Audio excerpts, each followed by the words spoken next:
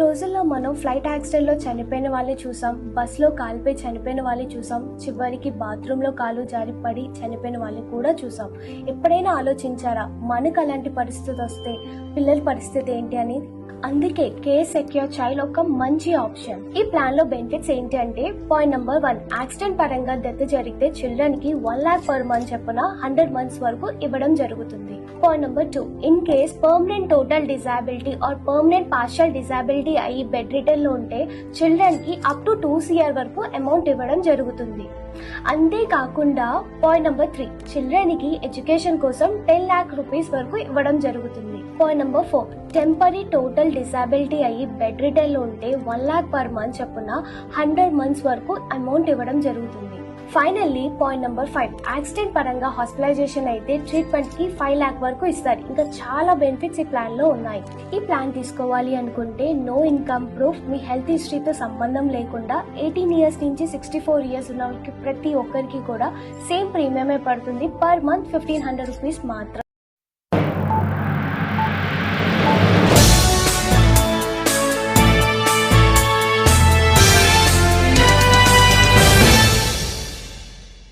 Srinath Reddy Mittapalli YouTube channel స్వాగతం. అందరికీ నమస్కారం. నేను మీ శ్రీనాథ్ రెడ్డి మిట్టపల్లి. ఇవాళ తరకు వచ్చి April 1, 2026 సంవత్సరం. ఇవాళ ముఖ్యాంశాలకు వచ్చినట్టయితే, ప్రస్తుతానికి ఈ గల్ఫ్ రీజన్లో ఉన్నటువంటి ఉద్రిక్త పరిస్థితులు ఏవైతే ఉన్నాయో ఇవి ఇంకా కొనసాగుతూ ఉన్నాయి. ఇజ్రాయిల్ మరియు ఇరాన్ ఈ రెండు దేశాల మధ్య దాడులు అయితే కొనసాగుతున్నాయి. అలాగే ఇందులో ఇన్వాల్వ్ అయినటువంటి అమెరికా కూడా మనకు తెలిసిన విషయమే. అయితే ఇవి ఎప్పుడు దీనికి ఫుల్ స్టాప్ పడవచ్చు అనే దానికి చాలా ఆన్సర్స్ అయితే వస్తూ ఉన్నాయి. అయితే ట్రంప్ తెలియజేసినటువంటి దాని గురించి మనం ఒకసారి విందాం. ట్రంప్ ఒక్కొక్కసారి ఒక్కొక్క మాట అయితే చెప్తూ ఉంటారు. అయితే ఇవాళ ఆయన 2 వ్యాఖ్యలు చేయడం జరిగింది. అదేమంటున్నారంటే, ఒకటి వచ్చి మేము కాల్పుల విరమణ అయితే చేసుకుంటాము, అలాగే ఇరాన్ కూడా కాల్పుల విరమణ చేయండి అని చెప్పేసి కోరుతూ ఉంది, మేము చేసుకుంటాము అని చెప్పేసి అంటున్నారు. కాకపోతే ఎప్పుడు హార్ముజ్ జలసంధిని కానీ తెరిచినట్లయితే అప్పుడు మేము కాల్పుల విరమణ చేసుకుంటాము అని చెప్పేసి అంటున్నారు. అలాగే ఇంకొక విషయాన్ని కూడా అన్నారు ఆయన. ఇవాళ మార్నింగ్ చేసినటువంటి ట్వీట్లో ఆయన ఏమన్నారంటే, మేము ఇరాన్ తోటి చర్చలు జరపాల్సిన అవసరం లేదు, వాళ్ళు మాతో చర్చలు జరపాల్సిన అవసరం లేదు, మేము ఇద్దరిని ఆపేస్తాం.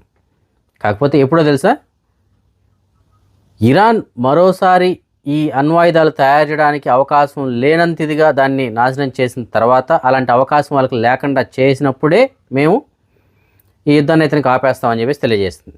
రానున్నటువంటి ఒక 2-3 వారాల్లో దీనికి పూర్తిగా మేము ఫుల్ స్టాప్ అయితే పెడతాము.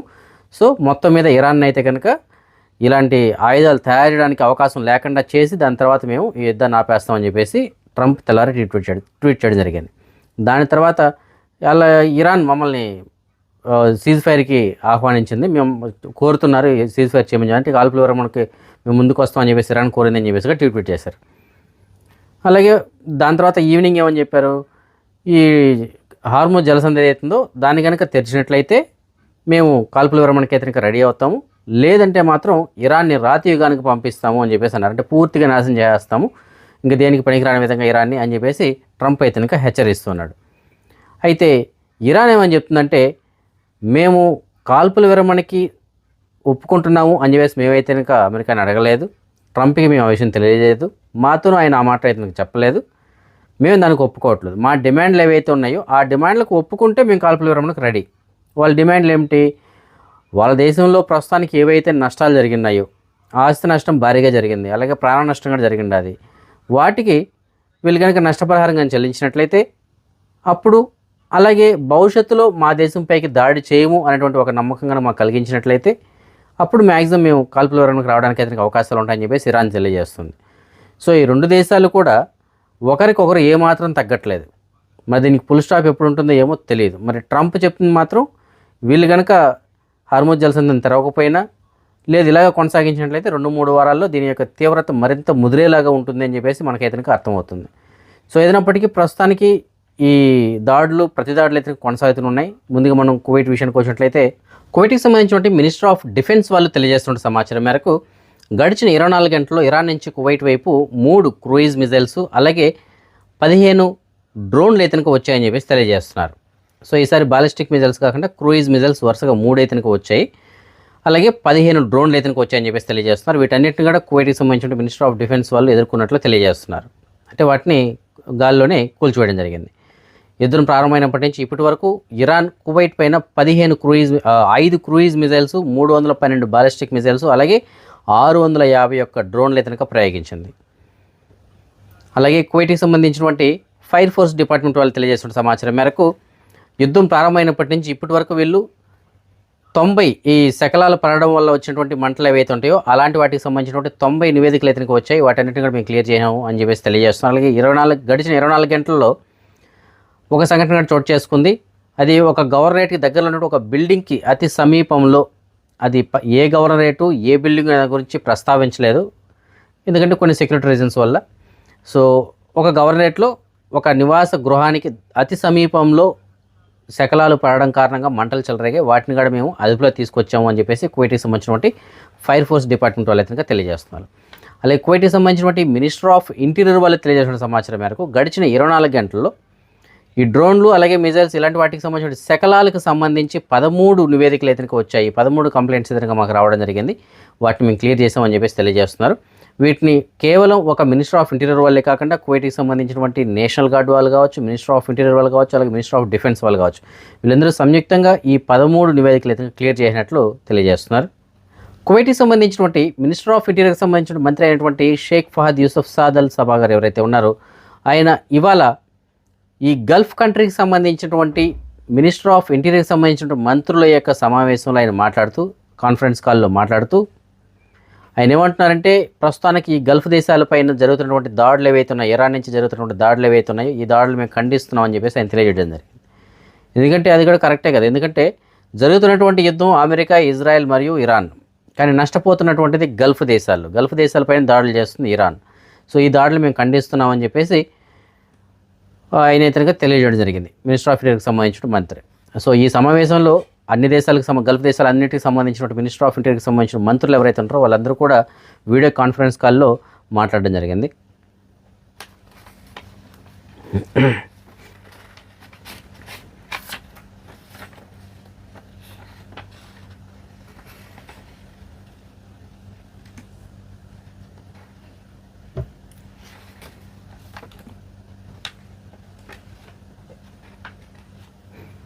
కువైట్కి సంబంధించినటువంటి నేషనల్ గార్డ్ వాళ్ళు తెలియజేస్తున్న సమాచారం మేరకు గడిచిన 24 గంటల్లో ఒక 6 డ్రోన్లను వీళ్ళు కూల్చివేసినట్లు తెలియజేస్తున్నారు.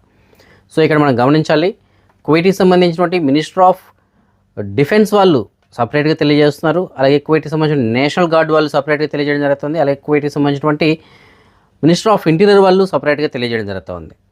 సో మనం వీటన్నిటిని కూడా పరిగణలోకి తీసుకోవాలి. ఇక్కడ కువైట్కి సంబంధించిన నేషనల్ గార్డ్ వాళ్ళు 6 డ్రోన్లను కూల్చివేశారు. మినిస్టర్ ఆఫ్ డిఫెన్స్ వాళ్ళు తెలియజేసింది అంటే కువైట్ వైపుగా 3 క్రూయిజ్ మిజైల్స్ అలాగే 15 డ్రోన్లు వచ్చాయని చెప్పేసి తెలియజేశారు. సో వీటన్నిటిని కూడా మనం పరిగణలోకి తీసుకోవాల్సిన అవసరం ఉంది. ఇరాన్ ఇవాళ కువైట్ పైన చేసినటువంటి దాడిలో ఒక డ్రోన్ కువైట్ ఇంటర్నేషనల్ ఎయిర్పోర్ట్లో ఉన్నటువంటి కువైట్ ఏవియేషన్ ఫ్యూయలింగ్ కంపెనీ వీళ్ళు ఆధీనంలో ఉన్నటువంటి అతిపెద్ద ఆయిల్ ట్యాంకర్ పైన పడింది. దాంతో అక్కడ భారీగా మంటలు చెలరేగాయి. ట్యాంకర్లు మ్యాక్సిమం దెబ్బతిన్నట్లు తెలియజేస్తున్నారు. ఆస్తి నష్టం బాగానే జరిగిందని చెప్పేసి కూడా తెలియజేస్తున్నారు. అయితే ప్రాణ నష్టం కానీ గాయాలు కానీ లేవు అని చెప్పేసి తెలియజేస్తున్నారు.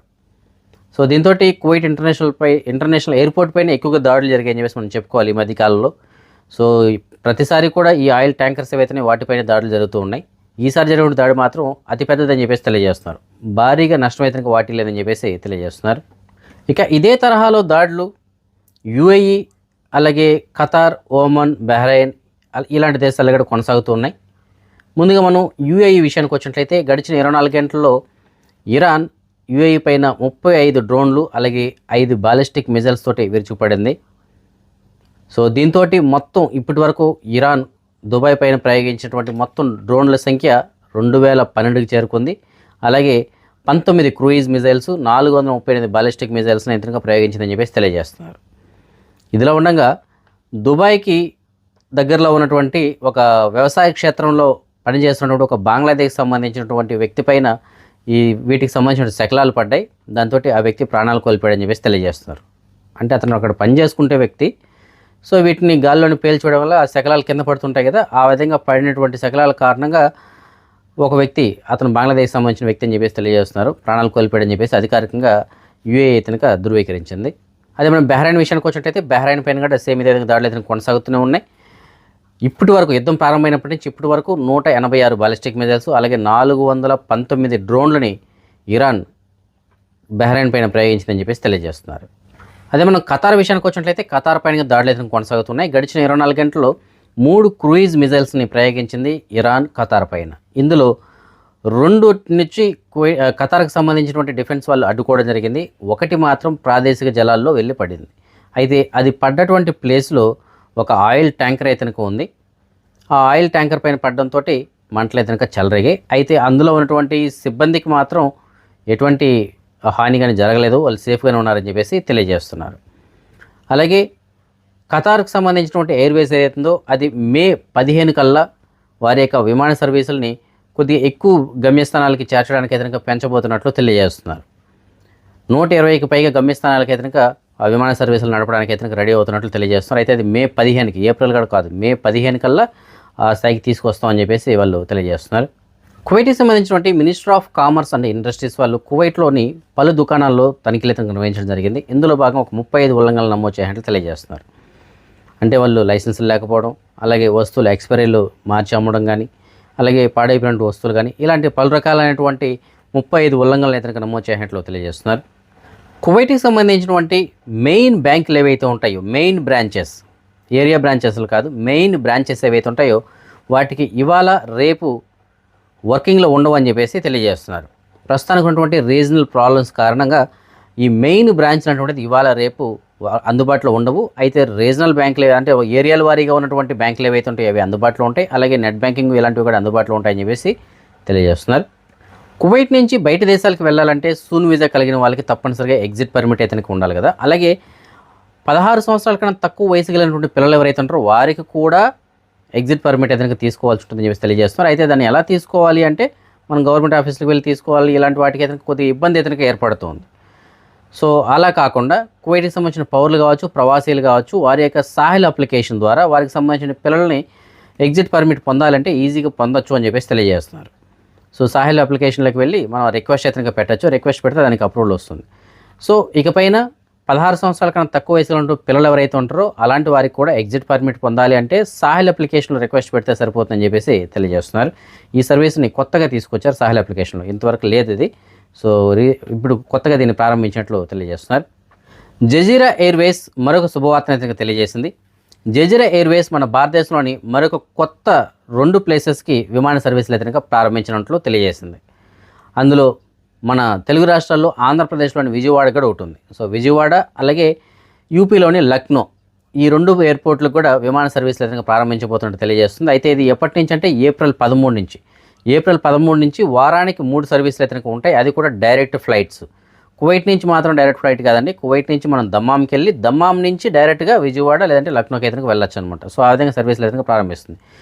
ఇంకొక విషయం అంటే ఆల్రెడీ మనకి చెన్నై, హైదరాబాదు, బెంగళూరు ఇలాంటి చోటకి అయితే సర్వీసులు అందుబాటులో ఉన్నాయి మనకి ఆల్రెడీ. అవి కాకుండా ఇప్పుడు ఆల్రెడీ బాంబేకి ఉంది, ఢిల్లీ కూడా ఉంది. సో ఇవి కాకుండా ప్రస్తుతానికి మనకి ఆంధ్రప్రదేశ్లోని విజయవాడకి, లక్నోకి ఏప్రిల్ 13 నుంచి సర్వీసులు అయితే ప్రారంభించబోతున్నట్టు తెలియజేస్తుంది. అయితే దీనికి సంబంధించినటువంటి ధరలు ఇవన్నీ కూడా మీరు మిగతా ట్రావెల్ ఏజెంట్లు ఎవరైతే ఉంటారో వాళ్ళ ద్వారా మీరు కనుక్కోవాల్సి ఉంటుంది. ఇక్కడ నుంచి మనం ఈ దమ్మాంకి వెళ్ళి సౌదీ అరేబియా నుంచి డైరెక్ట్గా మనం విజయవాడకి వెళ్ళడానికి అయితే అవకాశం ఉంటుంది. సో ఎవరైనా వెళ్ళాలనుకునే వాళ్ళు ఉంటే విజయవాడ సర్వీస్ని కూడా మీరు ఉపయోగించుకోవచ్చు. అయితే కాకపోతే ఇది వారానికి 3 రోజులు మాత్రమే ఉంటుంది. సో ఎవరైనా ఎమర్జెన్సీకి వెళ్ళాలనుకుంటే ఆ డేట్లకి మీకు అందుబాటులో కావాలనుకున్నట్టుకుంటే ఒకసారి మీ ట్రావెల్స్ వాళ్ళని కనుక్కోండి. వాళ్ళు మీకు అవైలబిలిటీ ఉందా లేదా చెక్ చేసి చెప్తారు. ఆంధ్రప్రదేశ్ రాజధానిగా అమరావతి ఉండాలని చెప్పేసి లోక్సభలో బిల్లుని అయితే ప్రవేశపెట్టడం జరిగింది. ఈ బిల్లుకి లోక్సభ ఆమోదం తెలిపింది. రేపు ఈ బిల్ని రాజ్యసభలో ప్రవేశపెట్టనున్నారు. రాజ్యసభలో కూడా ఆమోదం పొందినట్లయితే దాని తర్వాత రాష్ట్రపతి గారి యొక్క ఆమోదం కోసం పంపడం జరుగుతుంది. రాష్ట్రపతి గారు కూడా దీనికి ఆమోదం కనుక చెప్పినట్లయితే, అంటే వాళ్ళు కూడా బిల్లు కనుక పాస్ చేసినట్లయితే అప్పుడు దీన్ని గెజెట్ నోట్లో ప్రచురించడం జరుగుతుంది. గెజెట్ నోటిఫికేషన్ అయితే కనుక వస్తుంది. సో ఇది రావాలని చెప్పేసి మనం కోరుకుందాం. ఎందుకంటే ఆంధ్రప్రదేశ్కి ఇప్పటి వరకు ఒక రాజధాని అంటూ లేదు. ఇన్ని రోజులు అవుతుంది రాష్ట్రం డివైడ్ అయ్యి, ఇప్పటి వరకు రాజధాని లేదు. అదిగో అక్కడ ఇక్కడ అని చూపిస్తే ఇలాగే కాలం అయితే గడిచిపోయింది. 2 ప్రభుత్వాలు వచ్చేప్పటికి ఇప్పటి వరకు పర్మనెంట్ రాజధాని అంటూ లేదు. సో ఇప్పుడు ప్రస్తుతానికి లోక్సభలో అయితే ఆమోదం పొందింది. రేపు రాజ్యసభలో ఆమోదం పొంది దాని తర్వాత రాష్ట్రపతి గారు కూడా దీనికి ఆమోదం పొందిన తర్వాత గెజెట్ నోట్లో ప్రచురించాలని చెప్పేసి మనం అయితే కోరుకుందాం. ఎందుకంటే మనకంటూ ఒక రాజధాని ఉండాలి. రాజధాని లేనటువంటి అంటే క్యాపిటలే లేనటువంటి రాష్ట్రం డెవలప్మెంట్ ఎలా అవుతుందండి? డెవలప్మెంట్ ఉండదు ఎప్పటికీ అని, అలాగే ఉంటుంది ఎప్పటికీ. ఎందుకంటే బయట నుంచి ఎవరైనా నిధులు పెట్టాలన్నా మన రాష్ట్రంలో ఇదేం చూసి పెడతారు? ఒక క్యాపిటల్ లేదు మీకు ఎక్కడ పెట్టాలనేసి అంటారు. ఏదో ఒకటి క్యాపిటల్ ఉండాలి మనకి ఒకటి. అదే ఎక్కడ ప్లేస్ అనేటువంటిది పక్కన పెట్టేద్దాం. కానీ అందరూ కలిసి ఏకంగా మనం ఇప్పుడు అమరావతి అనుకున్నాం కాబట్టి అమరావతి, అలా కాకుండా ఇంకొకటి గతంలో అనుకున్నాం కదా, ఆ విధంగా ఎక్కడో ఒక చోట ఇది క్యాపిటల్ అని చెప్పేసి దానికి ఒక ఆమోదం తెలిపి ఇది మీ క్యాపిటల్ బాబు, ఆంధ్రప్రదేశ్కి ఇది క్యాపిటల్, ఇది రాజధాని అని చెప్పేసి అఫిషియల్గా ఉండిందనుకోండి, అది వేరే లెక్క. ఇంతవరకు అలాంటిది లేనే లేదు. సో ఎటకాలకి ఇప్పుడైనా సరే అమరావతి క్యాపిటల్ అని చెప్పేసి ఆమోదం అయితే లోక్సభలో చెప్పడం జరిగింది. అందరూ ఆమోదం అయితే తెలిపారు. సో మిగతా ప్రాసెస్లు ఏవైతున్నాయో అక్కడ కూడా రాజ్యసభలోనూ అలాగే రాష్ట్రపతి గారు కూడా దీనికి ఆమోదం తెలపాలని చెప్పేసి మనం కోరుకుందాం. అదే మనం ఈ మనీ ఎక్స్చేంజ్ విషయానికి వచ్చినట్లయితే ఎక్స్చేంజ్ ధరలు స్వల్పంగా తగ్గాయని చెప్పేసి మనం చెప్పుకోవాలి. ఒక కువైట్ దినార్ మన భారతదేశం రూపీస్లో సుమారుగా 304 రూపాయల 35 పైసలుగా ఉంది. బంగారం విషయానికి వచ్చినట్లయితే బంగారం ధర మాత్రం మళ్ళీ స్వల్పంగా పెరిగింది. మాలియాలో ఉన్న సూకల్వతియాలో ఉన్నటువంటి షాప్ నెంబర్ 121లో ఉన్నటువంటి ఎఫ్కే జ్యువెలర్స్ వాళ్ళు మనకు అందించిన సమాచారం మేరకు 22 క్యారెట్ల బంగారం నిన్నటికి వాళ్ళకి ఒక గ్రామ్ పాయింట్ సుమారుగా 950 పిల్స్ అంటే ఒక దినార్ వరకు పెరగడంతో ప్రస్తుతానికి ఒక గ్రామ్ ధర 43 దినార్ల 624 పిల్స్గా ఉంది. అదే 24 క్యారెట్ల బంగారం బిస్కెట్ల రూపంలో బంగారం ప్రస్తుతానికి ఒక గ్రామ్ ధర 47 దినార్ల 573 పిల్స్గా ఉంది. సో ఈ ఫ్రెండ్స్ ప్రస్తుతం అప్డేట్స్ రేపు రాత్రి 9 గంటలకు వచ్చిన వీడియోలో మరిన్ని అప్డేట్స్ తెలుసుకుందాం. అంతవరకు సెలవు. జై హింద్.